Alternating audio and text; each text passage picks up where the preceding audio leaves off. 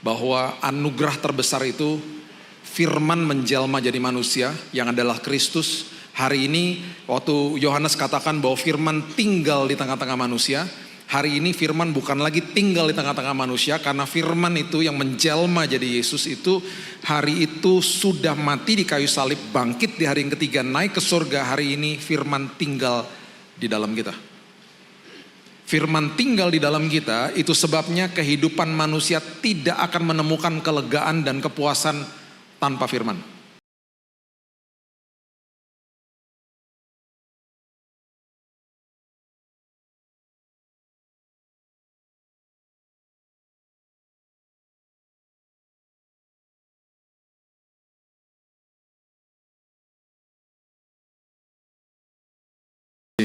Sah bilang selamat tahun baru. Oke, saya cuma mau kasih kabar aja dari tadi pagi. Saya udah kasih tahu laporan kepada jemaat Tuhan.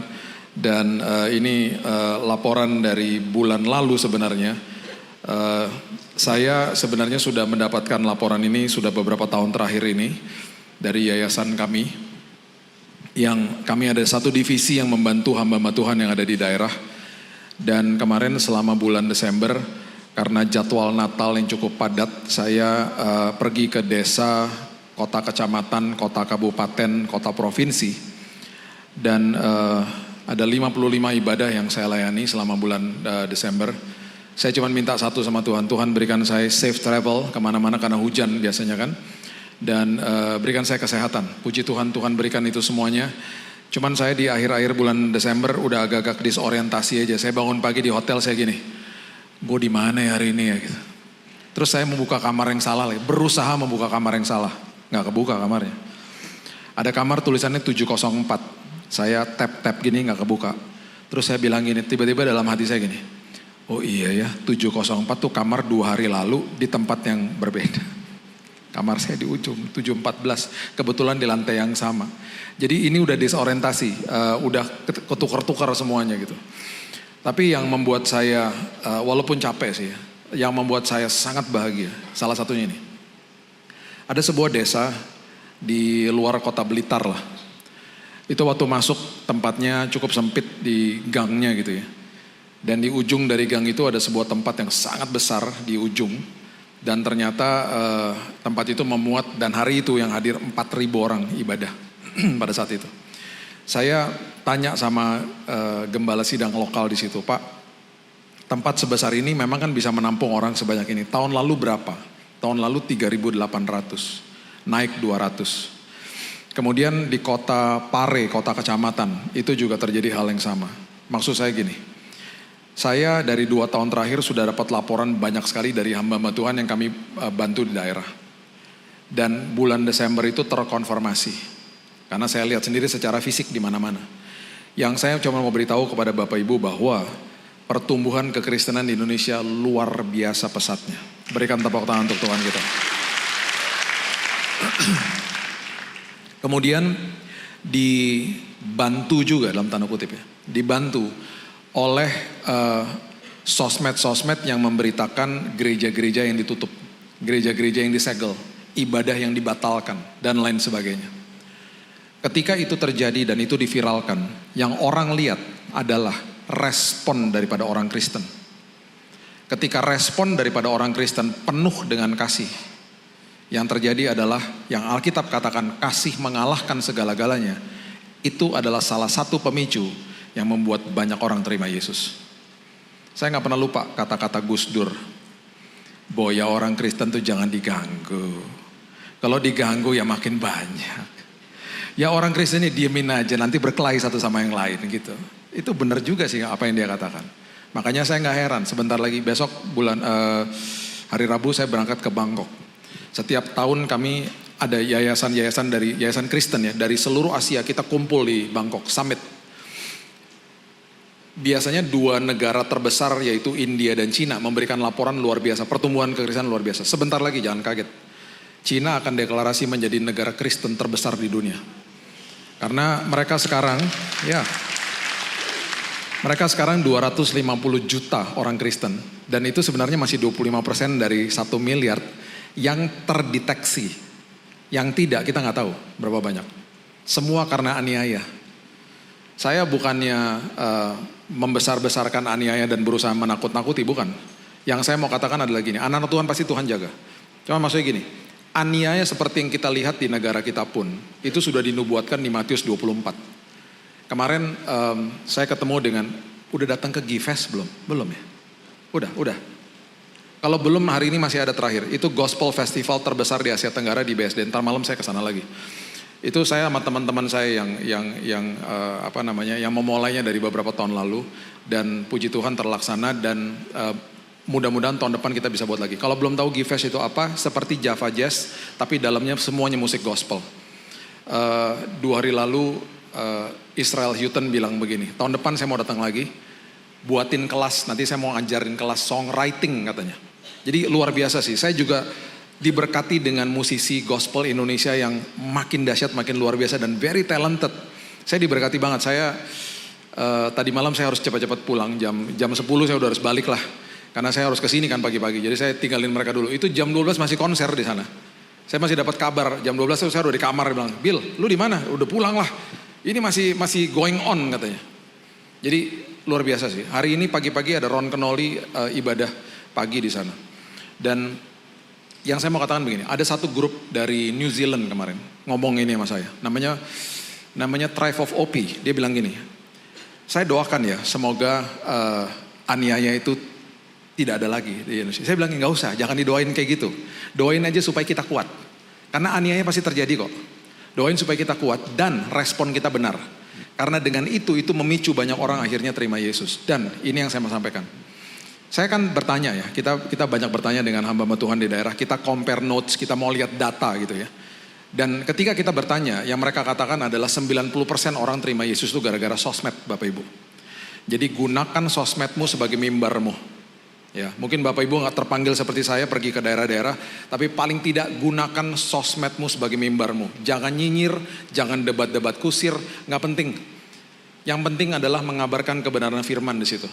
Ya, saya punya teman nih. Ya, konten nggak punya. Dia juga mungkin berpikir udah daripada saya forward konten orang lain, saya mau buat sendiri aja. Buat sendirinya apa? Dia copy paste ayat firman Tuhan. That's it. Cuman ayat firman Tuhan diposting sama dia tiap hari di Facebook lagi. Kita harus tahu juga ya, di daerah banyak banget yang masih pakai Facebook. Nah, setiap kali dia posting rupanya ada orang yang lihat di daerah Sumatera Utara sana. Dan waktu dia lihat, kemudian dia mulai mempelajari ayat-ayat khususnya Amsal dan Mazmur katanya. Karena dia bilang gini, saya suka banget sama ayat-ayat yang diposting dari Amsal sama Mazmur dan saya belajar sendiri, saya nge-google sendiri artinya. Dan setelah 6 bulan dia bilang begini, "Pak, terima kasih sudah jadi berkat. Saya cuma mau kasih tahu aja gara-gara ayat yang Bapak posting, saya sudah terima Yesus sebagai juru selamat." Dia katakan itu. Dan kemudian dia bilang gini, "Saya mohon maaf, saya pengen dibaptis tapi saya gak punya uang ke Pulau Jawa." Teman saya juga bilang, "Saya juga gak punya uang ke Sumatera Utara." "Gimana caranya ya Pak?" Teman saya bilang gini, "Ada sungai gak deket situ?" "Ada." "Ya udah kita baptis online aja. Jadi nanti kamu bawa HP kamu, taruh di pinggir batu, kita video call ya." Jadi dia masuk ke sungai, teman saya bilang gini, "Saya baptis kamu atas nama Bapa, Putra dan Roh Kudus," lewat video call. "Oke, sekarang nyelam." Dia celupin dirinya, udah selesai baptisan. Tuhan gak bisa digagalkan sama apapun, rencana Tuhan akan terjadi. Dan apapun yang kita sedang lakukan hari ini, jangan anggap enteng. Karena siapapun bisa baca, dan siapapun bisa terima Yesus dalam waktu yang dibutuhkan oleh mereka. Ada orang mau bunuh diri, nonton Reels IG yang cuma semenit, gak jadi bunuh diri. Orang mau bunuh diri, gak mungkin nonton khotbah 40 menit lah. Ini lama banget sih khotbahnya, loncat dia, gubrak gitu. Orang mau bunuh diri nonton reel semenit gak jadi. Dan itu yang terjadi di mana-mana. Ya, itu sebabnya yuk setelah kita dapat kado terindah di bulan Desember kemarin, sekarang yuk kita jadi kado yang terindah bagi bumi ini. Karena kita masih diberikan kesempatan loh untuk lihat 2026. Ini teman saya Yosi, ya. Jadi gini, tanggal 31 tuh teman-teman dekat saya sama keluarga saya ada di rumah. Ya, di rumah saya. Karena kita dinner, habis itu malam kita mau perjamuan kudus, masuk ke dalam tahun yang baru. Jam 7 malam kita semua dikejutkan karena dia terima telepon dari adiknya. Semua terdiam karena tiba-tiba dia ngomong gini, Dek, papa meninggal gitu. Dia dapat kabar itu. Papanya dipanggil pulang Tuhan tepat tanggal 31 Desember. Tuhan gak kasih izin papanya untuk lihat 2026. 2026 papanya sudah bersama-sama dengan Tuhan, tempat yang paling indah dalam kehidupan manusia. Dan itu sebabnya kita bercermin di tanggal 31 tanggal 1 itu. Kita bilang gini, kalau kita masih diberikan kesempatan untuk lihat tahun yang baru ini, berarti Tuhan masih butuh kita dari sini. Jangan sia-siakan waktumu. Mazmur 90 ayat 12 mengatakan, ajari aku menghitung hari-hariku sedemikian, supaya aku bertindak bijaksana. Don't waste your time. Jangan sia-siakan waktumu. Ya. Dan ingat setiap hari bahwa hidup saya akan bertumbuh di dalam Tuhan kalau saya menopang kehidupan saya dengan firman, tidak ada yang lain. Ya. Kitab Ibrani mengatakan firman itu yang menopang kehidupan manusia. Firman itu yang menciptakan sesuatu yang tadinya tidak ada jadi ada. Udah bayangin sesuatu yang gak ada diciptakan sama firman. Itu sebabnya hari ini yuk kita sama-sama sadarkan diri kita bahwa anugerah terbesar itu firman menjelma jadi manusia yang adalah Kristus. Hari ini waktu Yohanes katakan bahwa firman tinggal di tengah-tengah manusia, hari ini firman bukan lagi tinggal di tengah-tengah manusia, karena firman itu yang menjelma jadi Yesus itu hari itu sudah mati di kayu salib, bangkit di hari yang ketiga, naik ke surga. Hari ini firman tinggal di dalam kita. Firman tinggal di dalam kita, itu sebabnya kehidupan manusia tidak akan menemukan kelegaan dan kepuasan tanpa firman. Saya berjumpa sama banyak orang selama 28 tahun pelayanan saya. Ada yang ngajakin debat kusir lah, inilah itu. Dari teman-teman yang agnostik lah, ateis dan lain sebagainya. Tapi ketika mereka menemukan jawaban itu, jalan itu, hidup mereka merdeka. Itu sebabnya hari ini saya mau mengundang kita semuanya untuk sadarkan diri kita bahwa di 2026 ini satu hal yang juga perlu kita perhatikan adalah Tuhan saya sudah berjalan di depan saya. Ulangan 31 ayat 8 coba lihat ya. Kita lihat sama-sama Ulangan pasal yang ke-31 ayat 8 dengan jelas mengatakan begini. Sebab Tuhan, Dia sendiri akan berjalan di depanmu. Dia sendiri akan menyertai engkau. Dia berjalan di depan saya, Dia menyertai saya. Dia ada di depan, Dia ada bersama saya. Kenapa? Maha hadir. Dia tidak akan membiarkan engkau, tidak akan meninggalkan engkau. Jangan takut. Jangan takut. Jangan patah hati. Ini adalah ayat yang ribuan tahun setelah itu menjadi sebuah sebutan bagi orang yang mengikuti Yesus, disebut Kristen. Nah, orang Kristen adalah orang yang sedang pegangan sama tangan yang perkasa itu, yang ajak dia jalan. Dan pribadi ini mengatakan, saya berjalan bersamamu, saya berjalan di depanmu. Tangan saya yang perkasa gak pernah melepaskan tanganmu. Di semua musim kehidupan, manusia itu pasti akan memegang sesuatu yang membuat dirinya tenang. Atau paling tidak dia berusaha untuk menjadikan dirinya tenang. Makanya dalam kehidupan, fase kehidupan manusia, ketika masih balita, anak itu atau masih bayi, anak itu akan pegang jari daripada orang tua. Biasanya kan kalau masih baby kan dipegang jarinya gitu. Dia beranjak sampai ke usia balita, dia mulai pegang mainan. Dia masuk ke dalam usia remaja, dia mulai pegang yang namanya HP mungkin. Dia masuk ke dalam usia pemuda, dia pegang tangan pacar yang membuat hatinya teduh misalnya. Dia masuk ke dalam usia mahasiswa, dia yang pegang adalah ijazahnya dia yang menjadi pegangan dia. Dia masuk ke jenjang karir yang dia pegang tangga karir. Dia masuk ke dalam pernikahan yang membuat hidupnya tenang, dia pegang tangan pasangannya.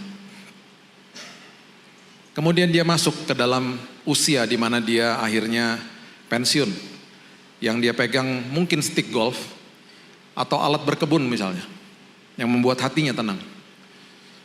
Dan akhirnya sampai di usia lansia, ada kemungkinan dia pegang tongkat. Yang membuat dirinya tenang. Di semua musim kehidupan, gambaran ini sudah memberikan kepada kita bahwa setiap musim kita berusaha mencari sesuatu yang membuat kita teduh, membuat kita tenang. Tetapi sadarkan diri kita, selama musim berganti, ada satu tangan yang tidak pernah melepaskan kita. Tangan itu adalah tangan Tuhan Yesus Kristus, Juru Selamat kita. Gak pernah lampasin kita.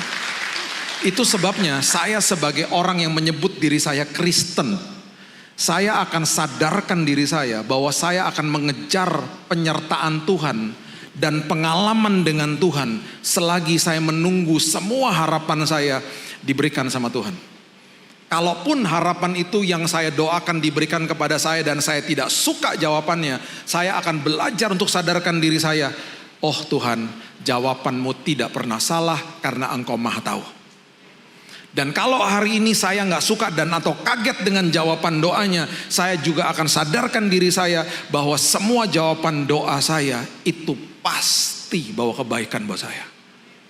Karena Tuhan saya adalah Tuhan yang Maha Tahu.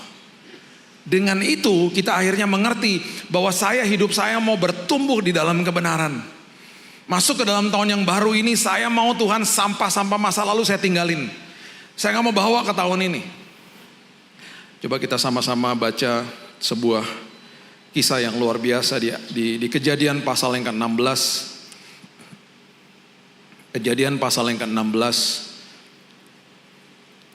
Lihat ayatnya yang ke-7 dan ke-8. Ini kisah tentang Hagar. Kita sudah tahu karena Sarah tidak sabar menunggu keturunan, dia menyuruh hambanya yang orang Mesir untuk tidur dengan suaminya. Dan ketika akhirnya Hagar ini mengandung, Sarah merasa bahwa si Hagar ini melihat rendah dia kemudian mulai menekan hambanya ini. Si Hagar akhirnya tidak nyaman di sana, dia kabur. Dia kabur dari majikannya. Waktu dia kabur dari majikannya, tepatnya dia ada di sebuah padang gurun. Disitulah Tuhan berfirman kepada dia melewati malaikatnya, dikatakan ayat 7, malaikat Tuhan menjumpainya dekat suatu mata air di padang gurun, yakni dekat mata air di jalan ke Syur. Padang gurun itu melambangkan sesuatu yang tidak menentu dan tidak ada arah. Di saat padang gurun itu adalah sesuatu yang kita nggak tahu di mana utara, selatan, barat, dan timur. Padang gurun melambangkan sesuatu proses kehidupan yang betul-betul gersang dan kering. Kita akhirnya nggak ngerti kita mau kemana. Aimlessly bahasa Inggrisnya, nggak tahu mau kemana.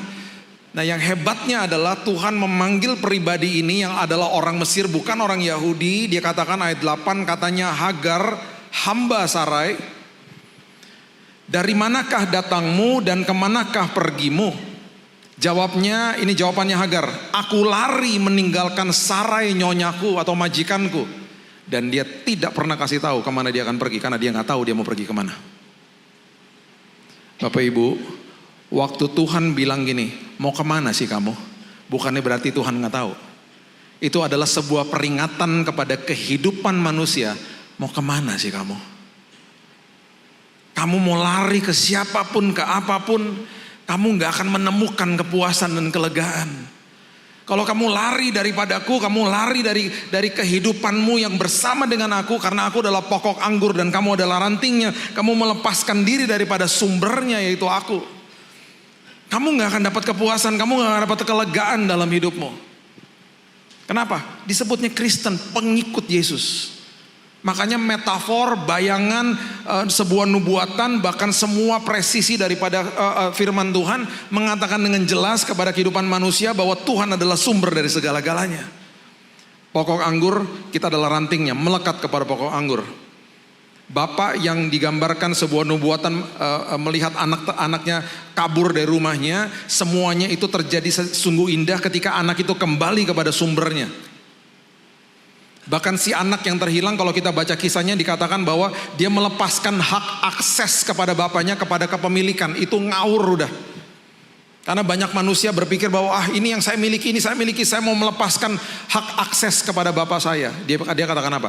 Berikan harta yang menjadi milik kita, yang menjadi hakku sebelum dia pergi. Itu kalimat anaknya. Berikan harta milik kita, itu akses. Yang menjadi hakku, kepemilikan. Artinya saya udah gak mau melekat kepada akses, kepada sumber. Saya mau hidup sendiri. Bahkan dia menggunakan kata memiliki. Manusia tuh gak punya apa-apa. Di kitab Timotius dikatakan kita datang ke bumi ini tidak membawa apapun. Kita keluar dari bumi ini tidak bawa sesuatu apapun. Semua kita yang ada di dalam ruangan ini keluar dari rahim ibu tidak pakai baju. Ada amin? Amin. Gak ada orang bilang, oh enggak Pak, saya udah pakai baju. Saya udah dandan di dalam rahim ibu. Gak ada. Susternya menjerit kalau lihat bayi lahir udah pakai baju. Betul gak? Kita lahir gak berdaya, di titik itu kita dikasih baju dan kita tidak bisa komplain. Emang bisa milih? Dikasih baju nih sama suster kita. Jangan yang ini bajunya. Bisa menjerit susternya. Kenapa nih anak bisa ngomong? Gak bisa ngomong, kita gak berdaya. Di titik kita dipanggil pulang sama Tuhan. Saya yang kasih baju papa saya waktu dia meninggal. Saya yang nanya sama mama. Dan saya minta persetujuan dia. Karena menurut saya ini jas yang paling papa paling suka pakai. Ini sepatu merun yang paling suka dia pakai. Mama bilang betul, pakein aja. Waktu kita pakein baju ke jenazah, bisa komplain? Gak bisa. Di 2 event ini, manusia datang dan pergi tanpa daya, dikasih baju dan tidak bisa komplain. Tidak bisa pilih lagi bajunya. Mana ada orang di peti mati begini? Tiba-tiba dia ngomong sama temen, bro bilangin keluarga gue jangan pakai jas ini ya. Ganti ya. Gue merem lagi nih. Bubar yang melayat lah. Gak bisa. Artinya apa? Alkitab udah kasih tahu itu artinya apa? Kamu tuh hanya pengelola, bukan pemilik. Kamu tuh nggak punya apa-apa. Kamu datang nggak bawa apa-apa. Kamu balik ke rumah bapak nggak bawa apa-apa. Disitulah kita harusnya sadar bahwa selama hidup kita itu yang dikatakan sama si bungsu, berikan harta milik kita yang menjadi hakku, aku. Dia nggak sadar bahwa itu yang terindah sebenarnya. Karena apa yang menjadi milik daripada Bapa di sorga adalah milik kita hari ini. Makanya dia datang bawa hidup yang berkelimpahan. Kelimpahannya selalu bukan ada yang ada di tangan. Selalu berkelimpahan yang ada di dalam sini. Damai sejahtera, sukacita, hikmat, pengharapan di dalam sini. Itu yang dia bawa. Makanya dia nanya sama Hagar, kamu tuh mau kemana sih? Terus dia bilang begini. Ayat 9 dikatakan begini. Lalu kata malaikat Tuhan kepadanya, kembalilah kepada nyonyamu. Biarkanlah engkau ditindas di bawah kekuasaannya. Dengan kata lain gini, kalau kamu kembali ke dalam kehidupan ketaatanmu, seringkali itu tidak nyaman dalam hidupmu. Tapi justru berkatku nanti akan ada di dalam hidupmu. Dan itu untuk memproteksi dirimu sendiri sebenarnya. Makanya kemudian di ayatnya yang ke-13 dikatakan dengan sungguh indah. Kata El-Roy keluar di sini. Dikatakan Hagar menamakan Tuhan yang telah berfirman kepadanya itu dengan sebutan engkaulah El-Roy. Sebab katanya bukankah di sini kulihat dia yang telah melihat aku. Jangan pernah berpikir, oh saya cuma salah satu bagian dari beribu-ribu berjuta-juta orang di hadapan Tuhan. Tuhan gak sedetail itu kok perhatikan saya, no. Tuhan melihat kita sedetail itu. Dan Tuhan punya rancangan yang sungguh dahsyat bagi setiap anak-anaknya. Makanya setiap kita disebut anak sulung. Bukan sekedar anak, jadi gini, Roma 8 ayat 17, anak, ahli waris, orang yang punya hak penuh atas semua janji Allah. Kitab Ibrani mengatakan dengan jelas, anak itu adalah anak sulung. Jadi semua ini anak sulung. Semua punya perhatian yang khusus sama dia. Bapak Ibu tahu apa yang terjadi? Semua yang ditulis di perjanjian lama itu selalu mengacu kepada apa yang terjadi di perjanjian baru. Dan gambaran-gambaran tentang kehadiran Yesus itu sungguh dahsyat. Tulah yang ke-10 di Keluaran 12. Itu malaikat maut akan lewat toh di rumahnya bangsa-bangsa Israel. Dan itu adalah Paskah yang pertama disebut. Apa yang disuruh sama Tuhan untuk supaya malaikat maut melewati rumah di mana anak sulung akan diluputkan pada hari itu. Itu gambaran Yesus, gambaran kita hari ini. Tuhan bilang gini, sembelih anak domba, gunakan darahnya, kamu bubuhi, detail sekali loh. Di 2 titik pintu dan di ambang atas, lambang apa? Salib. Mereka mana mudeng saat itu, mana mereka tahu. Mereka cuma lakukan apa yang disuruh aja. Sembelih anak domba, darahnya dibubuhi di situ. Malaikat maut lewat. Ketika malaikat maut lewat, yang dia lihat adalah darah anak domba, lewat dia. Lewat dia. Ribuan tahun setelah itu, darah anak domba Allah tercurah di kayu salib. Dan hari ini, kalau ada bahaya melewati kehidupanmu, bahaya itu melihat darah Kristus yang tercurah, yang telah dibubuhi di dalam kehidupan orang-orang percaya. Yang diselamatkan anak sulung siapa? Saudara sama saya. Karena waktu kita diadopsi masuk ke dalam kerajaan sorga, ketika menerima Yesus sebagai juru selamat, engkau disebut anak sulung. Jadi ketika mengambil perjamuan kudus, ketika kita mengatakan, Tuhan ini tubuhmu, bilurmu yang tercurah bagi aku, menyembuhkan, memberikan aku kesehatan. Katakan, Tuhan, darahmu bukan sekedar memberikan aku keselamatan dan membasuh dosaku. Darahmu menjaga, melindungi keluargaku dan kehidupanku selama-lamanya. Itu gambaran-gambaran metafor yang dahsyat, simbol-simbol yang luar biasa, yang mengacu kepada kehadiran Yesus. Makanya Alkitab kita ditulis dalam 1400 tahun oleh orang yang berbeda-beda, dalam waktu yang berbeda-beda, bahasa yang berbeda-beda, tidak ada yang kontradiktif. Kejadian 22 dimulai dengan begini. Tuhan menyuruh Abraham mengorbankan anaknya di tanah Moria. Dan waktu saat itu, ketika perintah Tuhan sudah terjadi, Abraham mengambil kayu dan dikasih sama Ishak. Ishak yang memikul kayunya. Untuk apa? Mengorbankan dirinya. Dirinya Ishak. Ishak kan nggak tahu. Di saat belati atau pisau itu akan menghujam tubuh daripada Ishak, prosesi itu diberhentikan sama kerajaan sorga. Dan Ishak digantikan dengan domba jantan. Ribuan tahun setelah itu, sama persis di tanah Moria. Sama persis di tanah Moria. Di salah satu gugusan bukit yang namanya Golgota, prosesi tidak pernah diberhentikan nama kerajaan sorga. Anak domba Allah dikorbankan, namanya Yesus. Dan sama seperti Ishak, dia memikul kayunya. Apa gak nangis kalau baca-baca kayak gitu? Apa gak membuat Tuhan, segini hebatnya Tuhan. Makanya dia bilang, El Roy, engkau perhatikan saya, El Roy. Tinggalkan sampah di 2025. Masuk ke dalam tahun yang baru. Tuhan bertanya, mau jalan kemana kamu? Mau lari kemana kamu? Kamu gak temukan apapun di luar saya. Ada seorang pria namanya John Lantang. Dia adalah papa saya. Dia digebukin sama papanya. Opa saya itu tentara Kenil di kampung Tomohon di Manado sana. Digebukin, diikat di pohon, digerayangin semut merah. Dipermalukan di desanya. Di tahun 60-an papa saya pahit sama papanya. Dia kabur ke pelabuhan Bitung, dia naik kapal laut, dia numpang kapal laut. Dia kabur ke Surabaya. Dia lari dia.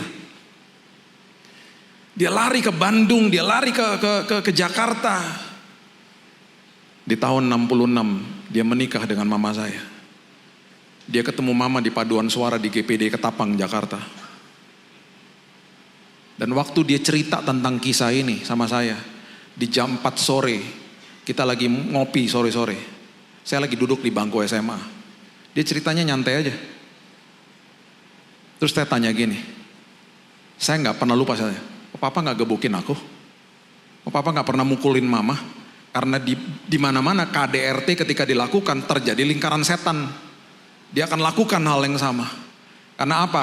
Semua akar kepahitan Alkitab sudah mencatat di kitab Ibrani akan mencemarkan dan membuat rusuh orang-orang terdekat.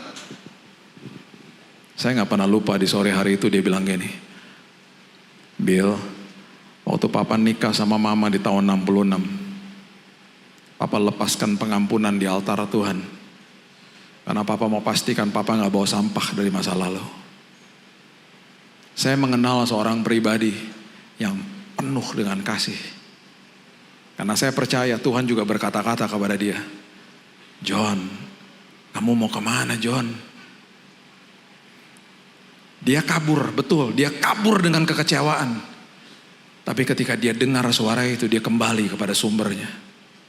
Hidupnya dipulihkan Tuhan. Dia dipanggil pulang tahun 2010. Sampai hari ini seringkali saya masih meneteskan air mata kalau ingat dia. Kangen saya sama dia. He was a great dad. Saya bisa bersaksinya beda loh sekarang. Saya bisa bersaksinya, saya benci sama papa saya. Saya digebukin sama dia. Saya melepaskan pengampunan. Justru saya bisa aja. Tapi lingkaran itu, peristiwa-peristiwa itu di stop sama dia. Karena ada satu orang ambil keputusan. Dia gak lari, dia kembali kepada Tuhan. Jangan kabur Bapak Ibu. 2026 merupakan tahun yang dahsyat bagi kita semuanya. Karena Tuhan sudah mempersiapkan segala-galanya, karena dia sudah berjalan di depan kita. Dan ingat, apapun yang dia sudah rancangkan dan bentangkan bagi kita semuanya, seringkali kelihatannya gak enak. Saya berikan ayat terakhir, Matius pasal yang ke-7. Matius pasal yang ke-7, ayat 14 mengatakan begini. Karena sesaklah pintu dan sempitlah jalan yang menuju kepada kehidupan, dan sedikit orang yang mendapatinya. Kalau kita baca sesaklah pintu, ya, karena jalannya sempit. Jangan pernah berpikir berarti ada orang-orang masuk ke sana terus jadi sempit-sempitan, bukan. Karena di bagian terakhir daripada ayat ini dikatakan sedikit orang yang mendapatinya. Berarti segitu sempitnya jalan itu, kita masuk sendiri pun ke situ, udah gak nyaman. Kenapa jalan seperti begitu ini pilih sama Tuhan? Dan dia katakan, aku adalah jalan kebenaran dan hidup. I am the way, the truth, and the life. Saya adalah jalannya. Dia lagi kasih tahu sama kita. Ketika dia panggil kita untuk ikut dia, itu semuanya dimulai dari perjalanan iman. Karena seringkali manusia ingin mengontrol sesuatu. Makanya Bahtera Nuh, perhatikan ini. Ketika dikasih speknya untuk dibangun, tidak pernah ada setirnya. Gak ada. Mereka masuk ke dalam bahtera itu. Tuhan sendiri yang pegang kendalinya bagi bahtera itu. Dan seringkali kita mau masuk ke dalam sebuah pintu seperti itu, kita bilang apa? Ujungnya seperti apa? Kelihatannya juga nyaman kok ikut Tuhan. Ngapain saya balik kepada majikan saya? Ngapain saya hidup di dalam ketaatan? Tuhan kasih tahu gini, nah, you have no idea. Kalau kamu masuk ke dalam pintu itu, kamu yang diubahkan, kamu yang berubah. You have no idea. Kamu akan temukan kebenaran di tengah-tengah itu. Gimana caranya? Kita marah-marah sama Tuhan. Enakan jalan yang besar kan Tuhan? Di dalam jalan yang besar, apalagi jalan tol. Di jalan tol aja masih banyak aja orang, karena memang gak pernah berubah toh, tetap ngambil bahu jalan. Saya pernah bilang gini sama istri saya, ada 2 mobil yang paling sering masuk bahu jalan. Istri saya bilang gini, setelah aku perhatikan betul juga ya. Kalau Bapak Ibu mau tahu, tanya sama Roh Kudus ya. Saya ngomong sama teman-teman polisi, dia ngomong gini sama saya, Bill, kamu tahu gak? Orang masuk bahu jalan, kenapa pada ngebut? 2 hal. Pertama, dia gak sabar. Yang kedua, dia tahu dia salah. Makanya dia buru-buru. Makanya orang di dalam, ini gambarannya, orang di dalam jalan-jalan kehidupan seperti begitu, gak bisa susah diubahkan Tuhan. Karena saya enak sendiri. Bagi dia udah nyaman-nyaman aja, seturut sama keinginan saya. Teman polisi saya ngomong gini, itu kalau ada mobil yang lagi emergency, Bill, dia butuh menepi, ban bocor, orang kena serangan jantung di mobil. Itu ketika mereka masuk ke jalur emergency yang adalah bahu jalan, mereka kadang-kadang udah gak lihat spion ke belakang. Di belakang mobilnya kencangnya luar biasa, itu kecelakaan terjadinya dalam hitungan detik, Bill. Aku kalau ke TKP, Bill, suka nangis, Bill. Kamu kalau khotbah kasih tahu jemaat ya, Bill, supaya jangan masuk bahu jalan. Tapi jemaat JCC kan gak gitu. Ini saya cuma ngomong aja. Ini muka-muka sopan semua kok di sini. Muka-muka semuanya suka mengalah. Sekarang perhatikan, orang yang masuk ke dalam jalan sempit bisa ngebut gak? Mana bisa. Tiba-tiba kita ngapain? Hati-hati. Itu yang Tuhan mau lakukan. Itu yang Tuhan mau lakukan. Kita lihat di depannya gak suka. Ternyata di dalamnya kita belajar sesuatu, pas masuk, masuk. Iya harus hati-hati ya. Gue gak bisa ngebut nih. Kalau ngebut nabrak pedagang, nabrak ayam, nabrak anak kecil, nabrak motor, ayo. Yang kedua, di dalam jalan yang sempit, tiba-tiba mau gak mau kita belajar mendahului orang lain. Kita lipat spion. Pak, jalan dulu Pak. Bapak jalan biar saya bisa jalan juga. Mentok nih saya sebelah kiri, Bapak duluan aja. Supaya saya bisa jalan, dia jalan dulu. Kita memperhatikan orang di sekeliling kita. Saya pernah ya, yang ketiga, di ujung jalan sempit. Yang saya lihat apa? Bapak Ibu suka kalau jalan sempit, yang biasa kita lihat dan tiba-tiba kita ada harapan yang luar biasa tuh ketika lihat jalan raya. Dikit lagi jalan raya. Karena kita lihat jalan raya, mobil kencong di situ kan, kita pengen buru-buru ke situ. Diajarin lagi sama Tuhan, jangan banding-bandingkan dirimu sama orang lain. Mazmur 73, pemimpin biduan WL namanya Asaf bilang gini, kenapa Tuhan kau memberikan kemujuran bagi orang fasik? Bahasa Indonesianya hari ini, Tuhan kenapa kau berkati sih orang-orang seperti itu? Kok aku enggak? Karena apa yang dilihat nyaman-nyamannya aja. Saya mau buru-buru kan ke jalan raya, gak bisa. Karena ada motor parkir agak ke tengah, nungguin orangnya keluar dipanggilin. Belajar sabar. Yang saya temui ketika masuk ke dalam jalan yang sempit, di situ saya baru belajar. Iya ya, ternyata Tuhan sedang mengubahkan kita supaya kita ngerti kebenaran. Iya ya Tuhan, ini kebenaran. Dan ternyata kebenaran ini merubah hidup saya. Supaya ketika saya sampai di ujung, saya yang diubahkan Tuhan. Makanya jalannya sempit. Supaya engkau mendapati kehidupan yang berkelimpahan, jalan kebenaran dan hidup.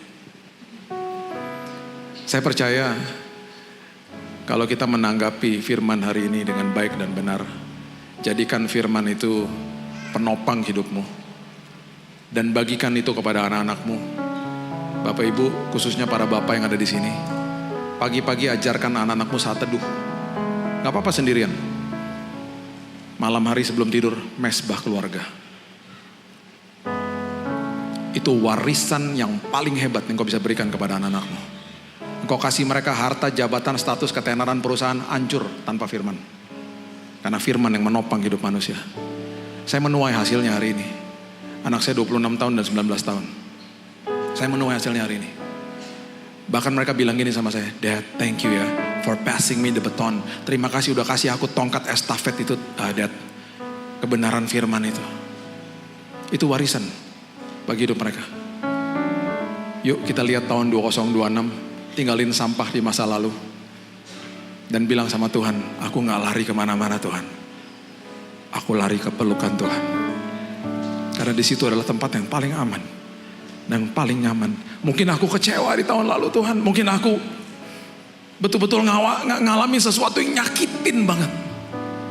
Aku gak mau lari kemana-mana. I wanna come to your hands. Karena disitulah pengharapanku terjadi. Dan segala sesuatunya pasti beres dalam pelukan Dia. Berikan tepuk tangan kita untuk Tuhan kita.